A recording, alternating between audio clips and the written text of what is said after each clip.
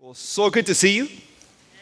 If you are visiting our church for the first time and maybe in a while, we are glad that you're here today. We've been in this series that we've titled Love Like Jesus. So I'm going to ask you all to open your notes there in your bulletin, this little piece of paper, and we'll dive into the message of today. As we've been talking about this series and learning to love like Jesus, we've discovered that there's different kinds of people that need to be loved. But one of the most difficult topics that we have to deal with as we learn to love is to love the hurting. Because in some ways, all of us have experienced pain. All of us, at some point in time, have been hurting. So I'm going to ask you to read with me Hebrews 13:3. And it says, "Remember those in prison as if you were there yourself. Remember also those being mistreated as if you felt their pain in your own bodies." Another translation for mistreated is the word abused. Now, something interesting about abused people is that when we look at the reality of our world today, when we open the news, when we read the news, when we watch the news, we see that there's always people who are hurting. So this problem of the abuse, of abuse, is not a new thing, or is not a thing from the past. It is a thing that even today exists. So we have to be aware of the reality that this is a problem that is prevalent even today, or even more so today. So some statistics about abuse is that every 98 seconds, how long? Every 98 seconds. Every minute and a half, someone in the United States is assaulted or abused. Every 98 seconds. In the last 20 years, 17,700,000, almost 18 million women have been assaulted or abused. 1 in 4 women in the United States, 1 in 4 have been abused. And this was surprising to me. 1 of every 6 men have been abused. If you've been married, no, I'm just kidding. Just kidding. Now, this is probably when you've traveled to Washington, D.C., you probably visited actually, I don't even know if it's in Washington, D.C., but this is the memorial of the Vietnam War. Okay, this wall has 50,000 names on it. When we think about the children that have been abused in our country in the last 20 years, this wall should be 1,300 times larger.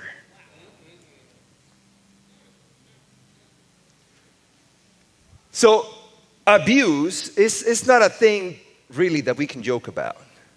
It's a serious thing, especially with our children today.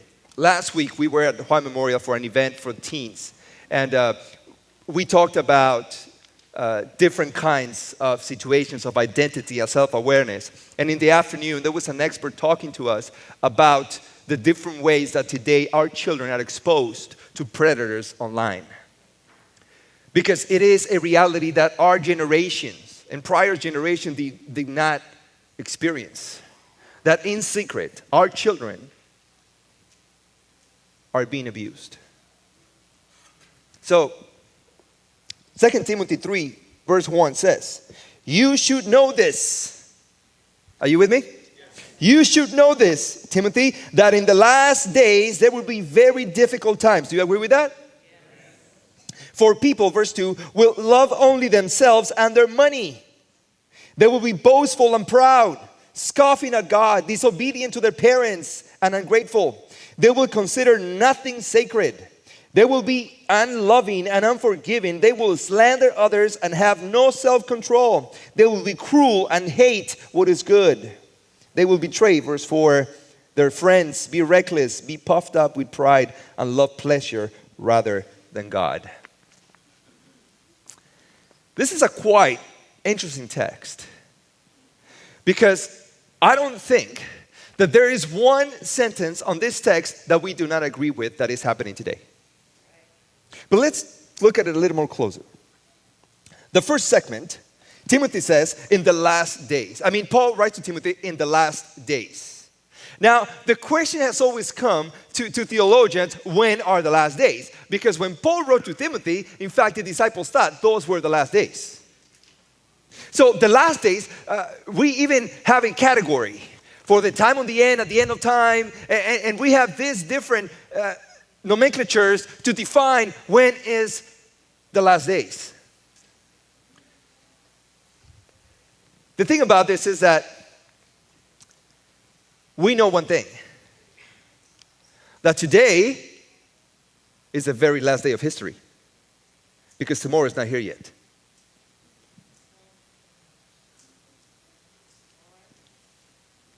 What we have to be aware is that the most important day of our lives is today.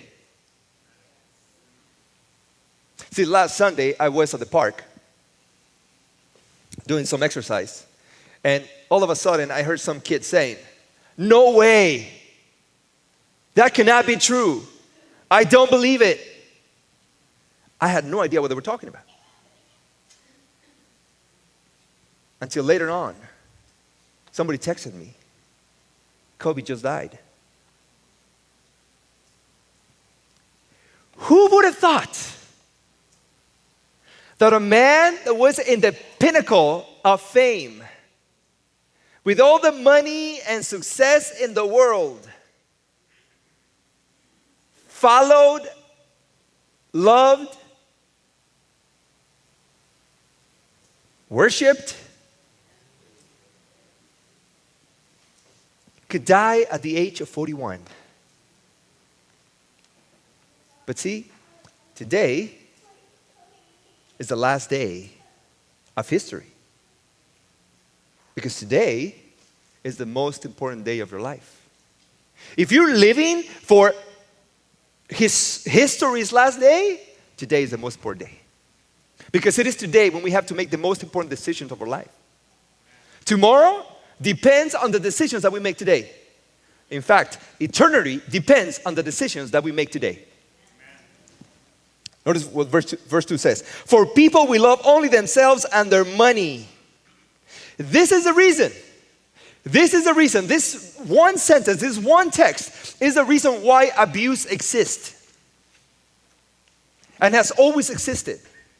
Because there has been always someone who wants to exploit someone else for personal gain. The Egyptians were good at it. The Romans were good at it. And today we're still good at it. Because money is the driving force of abuse. Verse 3. They will be unloving and unforgiving. They will slander others and have no self-control. They will be cruel and hate what is good. What attracts me to understand this text in relation to abuse is the phrase, and hate what is good. Because there was nothing better in the creation that God made than human beings. We were made in His image and in His likeness. We were made with the same attributes, desires, passions, desiring of relationships and community as God is.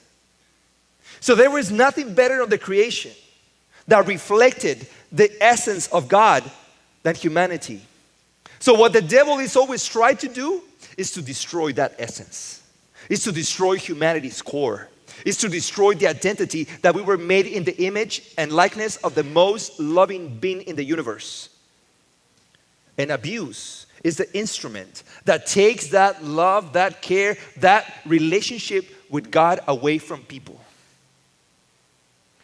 Because if there's one thing that abuse causes, it's self-degradation. and makes the people feel unworthy. Verse 4. They will betray their friends, be reckless and puffed up with pride, and love pleasure rather than God. Pleasure is the other driving force of abuse. So what's abuse? By definition, abuse is visual, verbal, or physical activity without consent. Let me say that again. Verbal, visual, or physical activity without consent. When someone wants to do something with somebody else, forcing the other individual to have that experience, that is abuse. Now, as I was saying before, abuse causes damage on individuals. Abuse causes damage on society. So we have to be aware of the damage that it causes. The psalmist, most likely David in this case, in Psalm 39, describes what happens when someone experiences abuse. Yeah, it's in the Bible. Check this out. I say to myself, I will watch what I do and not sin in what I say. I will hold my tongue when the ungodly are around me.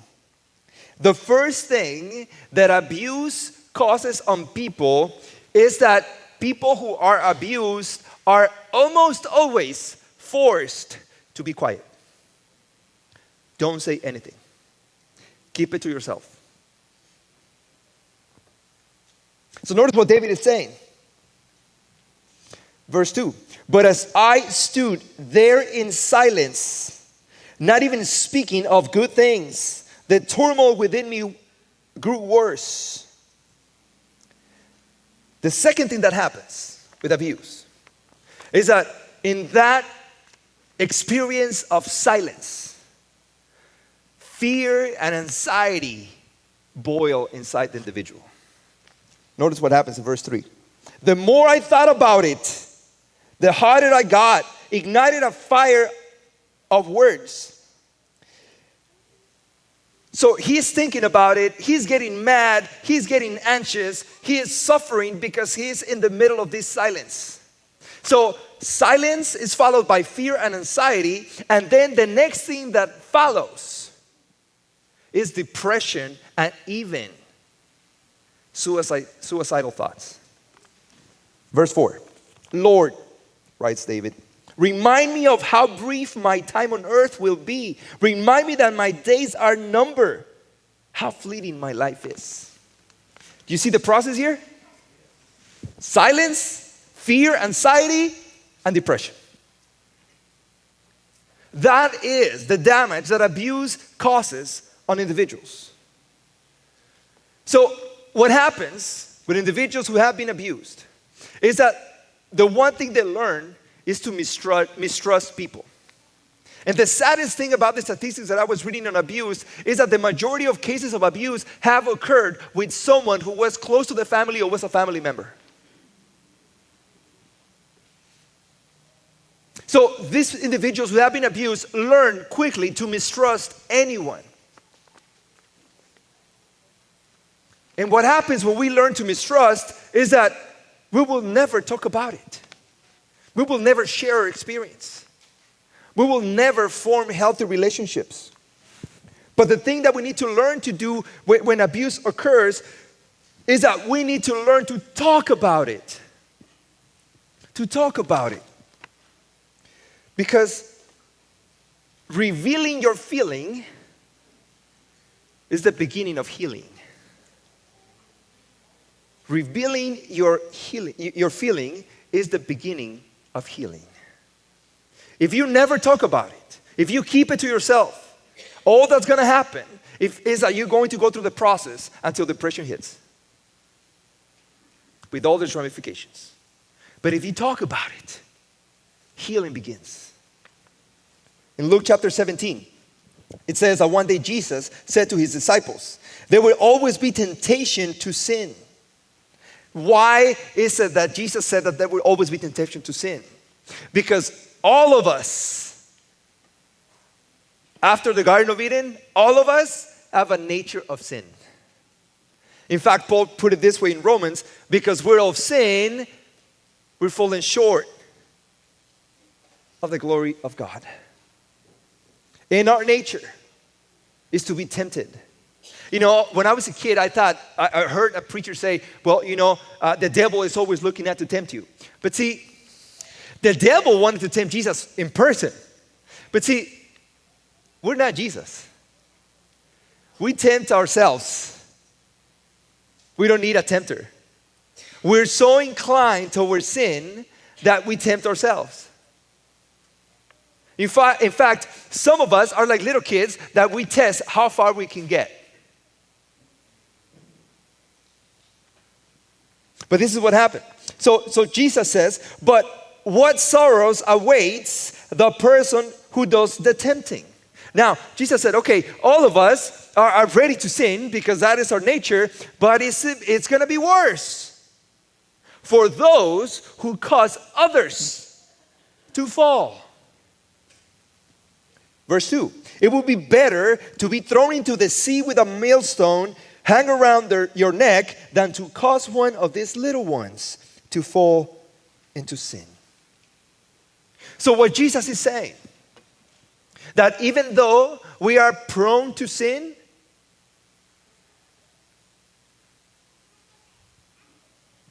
the abuser is causing others to sin. And there's not going to be mercy for them. There's not going to be mercy for the abuser. But there's always mercy for the abused. And Jesus is the one that brings the balance. Because we have to be aware of the promise of healing. We have to be aware of the promise of healing. In Lamentations 3, this book of Lamentations is quite interesting because it's the experience of the prophet Jeremiah. Now, Jeremiah is known as the crying prophet. That was his nickname, the crying prophet. So it's so fitting that the crying prophet wrote the book of Lamentations. And he writes, verse 59, chapter 3, you have seen the wrong they have done to me, Lord. Be my judge and prove me right. Be my judge and prove me right. What had happened in the experience of Jeremiah? That people had abused him. People had mistreated him. People were blaming him for something he had not done. So he's saying, Lord, you know, you've seen, you've watched everything. There's nothing that is unknown to you. So now, be my judge and show the truth. Prove me right. And see, the one thing that those who have experienced abuse, and let me tell you why I'm sharing this message with you today. Because statistically, in here, we have a percentage of people who have been abused. In one of all the forms. So the first step that we need to take is to show the truth. It is not your fault that you've been abused. It is not your fault. It is the fault of that person who abused you. And when you understand the truth, that is not your fault, your healing begins. In Psalm 118:5 says, In my distress, I prayed to the Lord, and the Lord answered me and set me free. In my distress, the Lord answered me and set me free.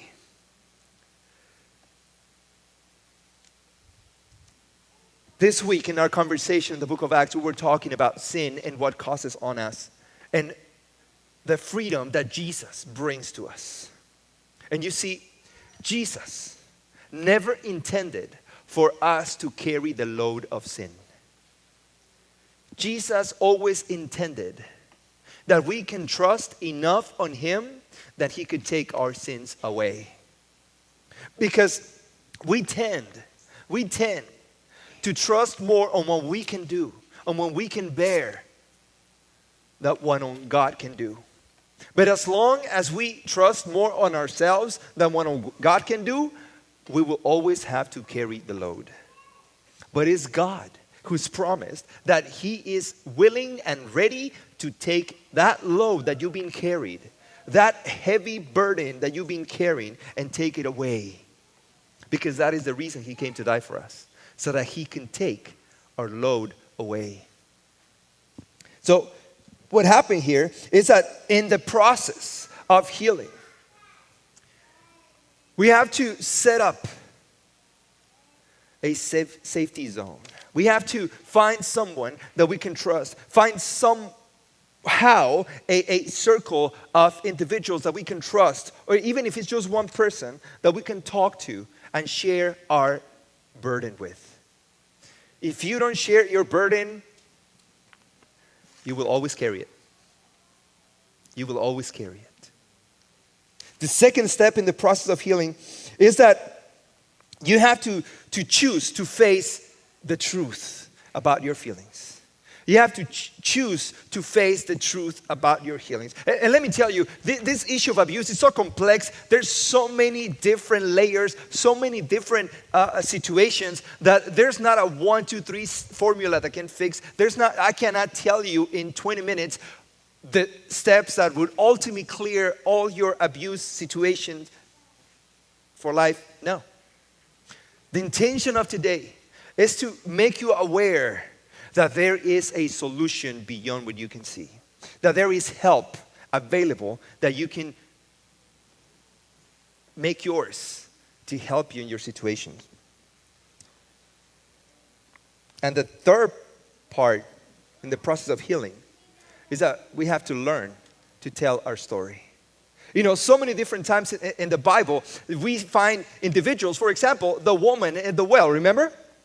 The woman at the well in John chapter 4, she was there gathering her water in the middle of the day, and just by that detail, we know that something was wrong with this woman, because every woman went to the well in the morning. Why? Because they needed water for the chores of the day. But she was there in the middle of the day. So we knew that something was wrong.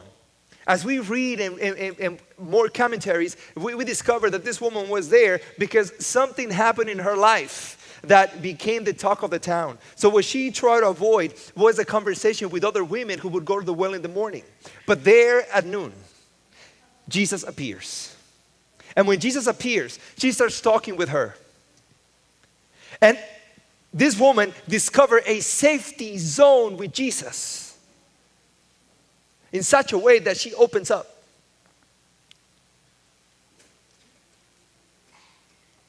And quickly Jesus tells her, well, you know, the man that you're living with is not your husband. And in that conversation, the information is shared in such a way that this woman have lived with 5 different men over her life.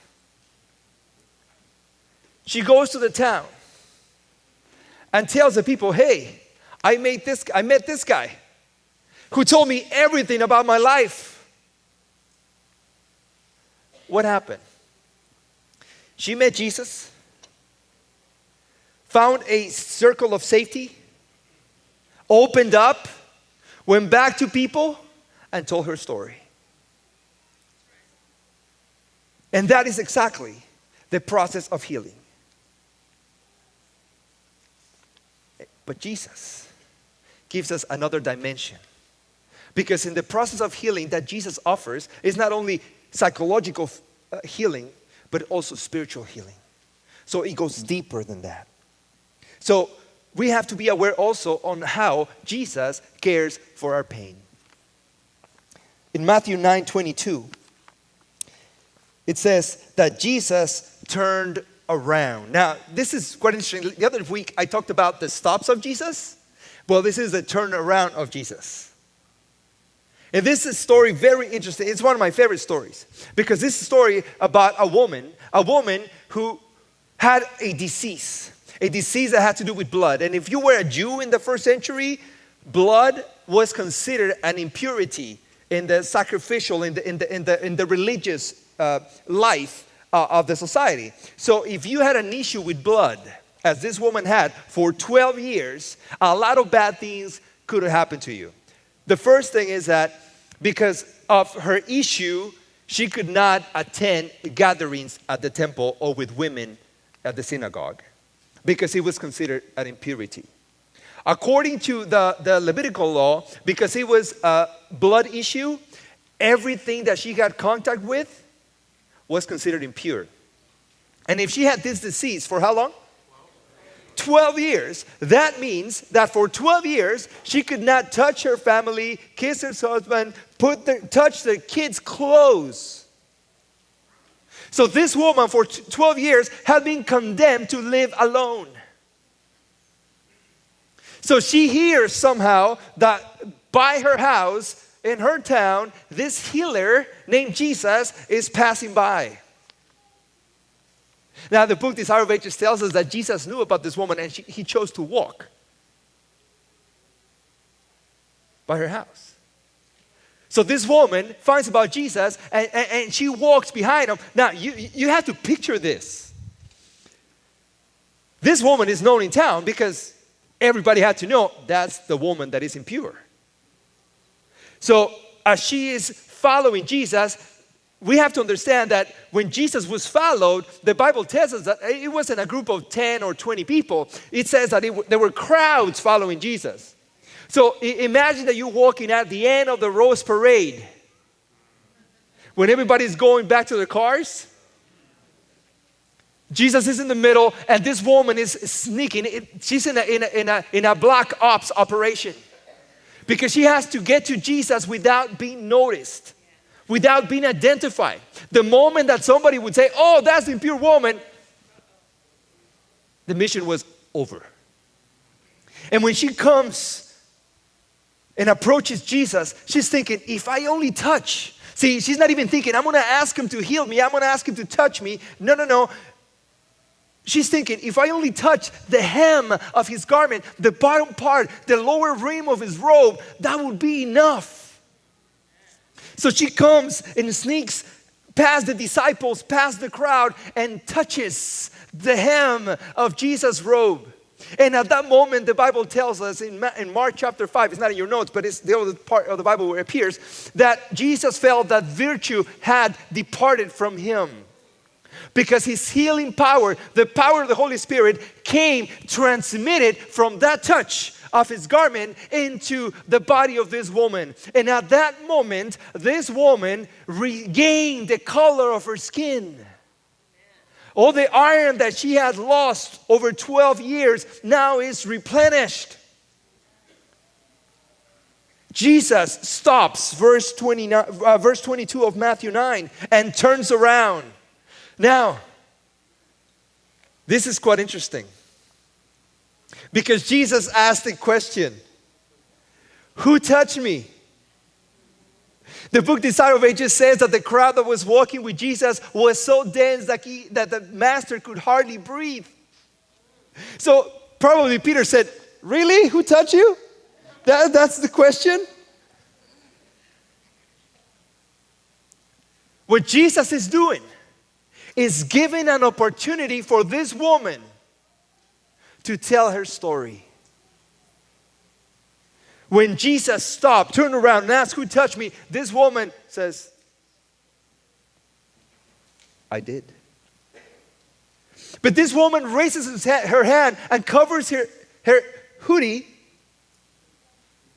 And now she's not afraid to be identified because she knows that the moment that she touched Jesus, she was restored. And now Jesus does the one thing that appears only once in the whole Bible. And he calls this woman daughter. Daughter. Notice what it says. Daughter, be encouraged. Your faith has made you well. And the woman was healed at that moment. Why did Jesus choose to tell this woman, daughter? Because see, The term daughter, it's a term that is familial. It's a term that says you belong to a family. And this woman, after being ostracized by her faith, by her religion, ostracized by society, left alone by her family, now Jesus says, daughter, you belong to my family. You are not alone anymore. You can go and tell your story. And you know why? You know how we know about this? Because the story was told. Because there, at that moment, there was healing. See, the Bible tells us that we should experience a feeling when someone is hurting.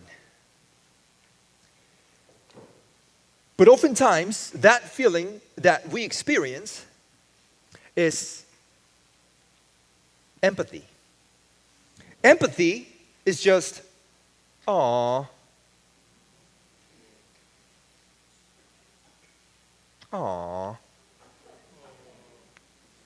too bad for you. That's empathy. Another feeling that we'd feel is sympathy. Sympathy is not just feeling bad that someone is hurting, but sympathy is feeling their hurt. But what the Bible teaches, family, it's not that we should feel empathy or sympathy. The Bible says that we should do mercy. And mercy is doing what is at our reach to alleviate the pain of those who are hurting. We are not called as Christians to feel bad about people hurting. We are not called as Christians to post that people are hurting online. We are called as Christians to do what we can to is at our reach to help those who are hurting.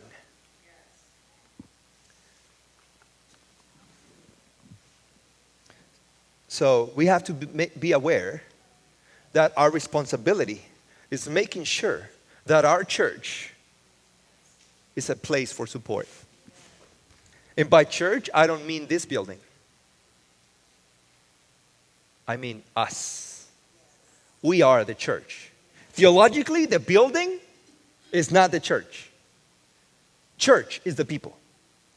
So we have to be aware of the divine command that as the church of God, we are responsible for making our church a place that supports and helps the hurting.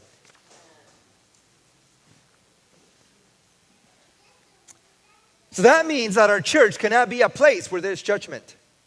Oh, he's going through that because he deserved it. She chose that life. See, those type of statements, first of all, go against Scripture. Because the only one that has the ability to judge is God. Second, have never been part of the gospel. Because there's only one who is the accuser of the brethren, and that's the devil. The divine command is that we become a people that loves and helps the hurting. 1 Timothy 5, verse 1 and 2 says, "Never speak harshly to an older man, but appeal to him respectfully as you would to your own father. Talk to your younger men as you would to your own brothers. Treat older women as you would your mother, and treat younger women with all purity as you would your own sisters." So what is happening here? Paul is telling Timothy that we should learn to understand that all humanity is part of the family of God. What Timothy is learning from Paul is that we need to learn as the church to grow together And the only way that we can grow together is when we help each other. Especially when we're hurting. And what Timothy has been instructed by the older Paul is that this attitude of mercy and support and hurt alleviating, it's a thing that we have to teach to the next generation. Because the moment that we lose that connection, the moment that we become a church that is only cognitive, we lost the next generation. See, I think that God is working in our church. And I'm telling you this because I've seen how in individuals and in groups of people, the Holy Spirit is telling them things that we ought to start doing. See, last year, Sharon Tanhall came to me and said, Pastor, God has impressed me that we have to do something for the community around our church. And I asked her, what's that? And she said, I'm trained as a family counselor. That's what I do for a living. But God is impressed in me that we should share what we know about counseling in a setting that has a spiritual foundation. So last year, Sharon, along with Janelle, October, got together and began the first class, we call them class, of family parenting training with a biblical foundation. For 12 weeks, they got together with families who were court ordained to have classes like this. I came to the last session because, of course, I'm not a counselor and I was not going to be there to interrupt the class. So Sharon invited me along with Janelle, and I came for the last session. And the last session was some sort of agape feast where we ate, they told their stories, their experience, and there was healing there. See, what I saw on that night, we are not called to make new members to our church. That's a byproduct. We are made to soothe the pain of the hurting. So see, I'm sure that you have seen this pamphlet. In fact, you received it last week in your bulletin. New Path. And you've seen this announcement. Now, this is the reality. This is the reality. Today, statistically, only 1 out of 2 marriages make it. And we don't even know what that is to make it. But 1 out of every 2 will become broken families. And what happens in broken families is that there is pain, there is hurting of different levels. We have them in the community, we have them in our church, because we are people that at one point we have been broken or we are being broken right now. Perhaps you are not a family counselor. Perhaps you don't have the right training to help people, but you have the right information how to help people. So if you know someone who is in pain today, invite them. Tell them to come to these classes. It's not a long-term commitment, but it would change their lives. Why? Because Jesus is the center. And that is the beginning of healing. So February 5th at 6 o'clock here in our church. And if we need a bigger room, We have a bigger room. That's not a problem. But let's be that church that not only worships on Saturdays, but let's be the church that is here to heal the pain of the hurting. Because that is, in reality, what Jesus asked us to do. It is time that we stop thinking about the past.